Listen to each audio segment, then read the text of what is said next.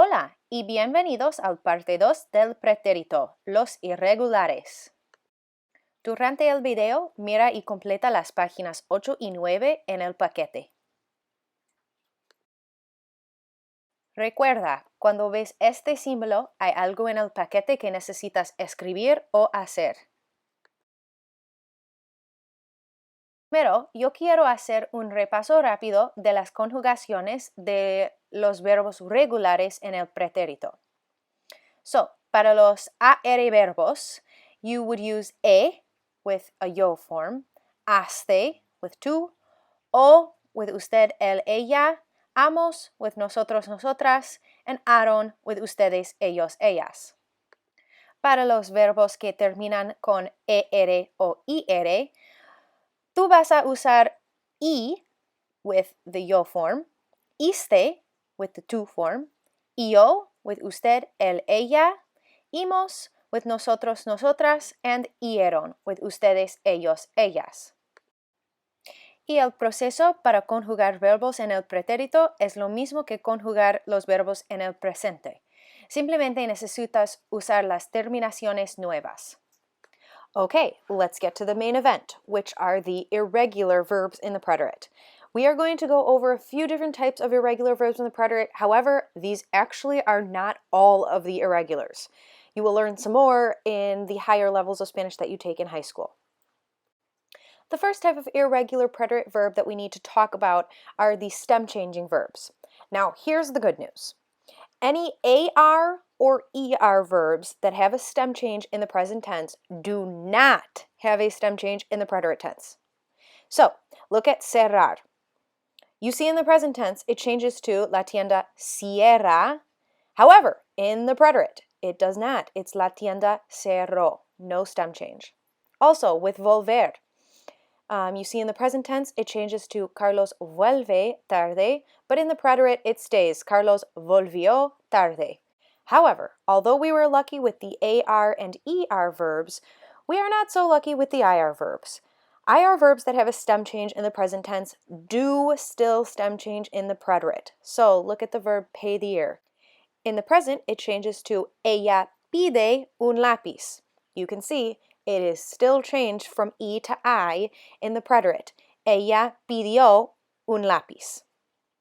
So please make sure you are aware of any stem-changing verbs that end in IR.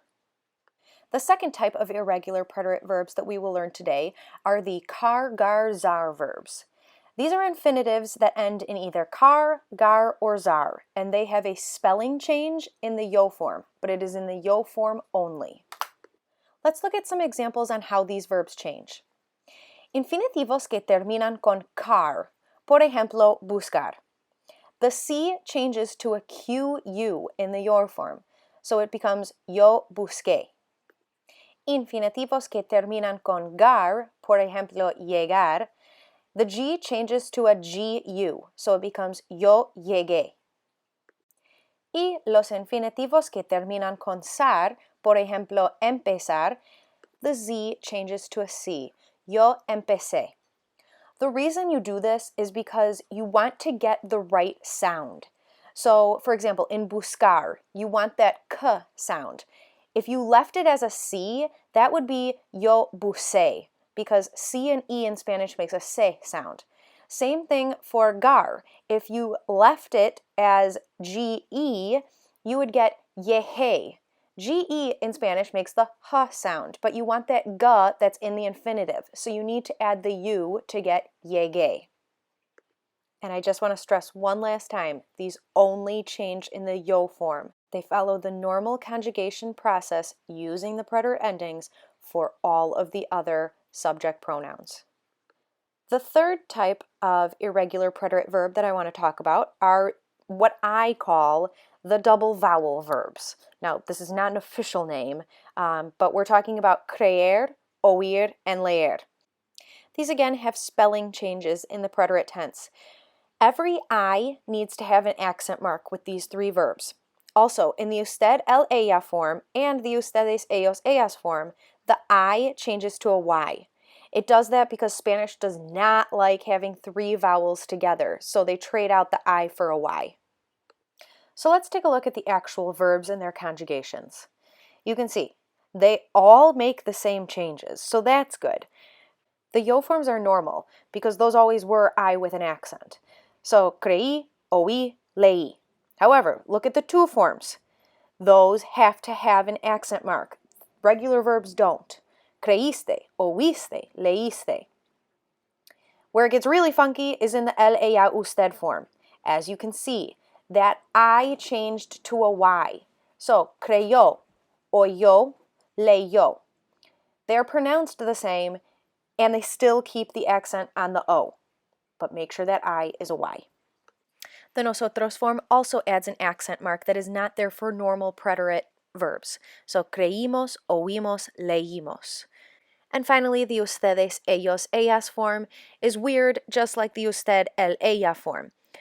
Doesn't add any extra accents, but again, that I needs to change to a Y because 3 vowels in a row are a no-go in Spanish. So it becomes creyeron, oyeron, leyeron. The fourth and final irregular verb in the preterite is ver. I actually think this one's pretty easy though. Ver is regular, meaning it follows the normal conjugation patterns. It just doesn't need any accent marks. So anywhere you would put an accent mark on a normally conjugated verb in the preterite, just leave the accent mark off. So looking at the example below, yo vi, tú viste, él, ella, usted vio, nosotros, nosotras vimos, ellas, ellos, ustedes vieron. Again, it's normal pronunciation, normal conjugation, just no accent marks. One extra piece of information about the preterite in general, not just irregular verbs, are certain words that trigger the preterite tense. So, anytime you see these words, you should conjugate your verbs with the preterite endings. Anoche, anteayer, ayer, de repente, desde, hasta, pasado, pasada, el año pasado, el mes pasado, la semana pasada, una vez, 2 veces, ya. Alright, that is it for the preterite. Muchas gracias. Por favor, completa el Google form que sigue.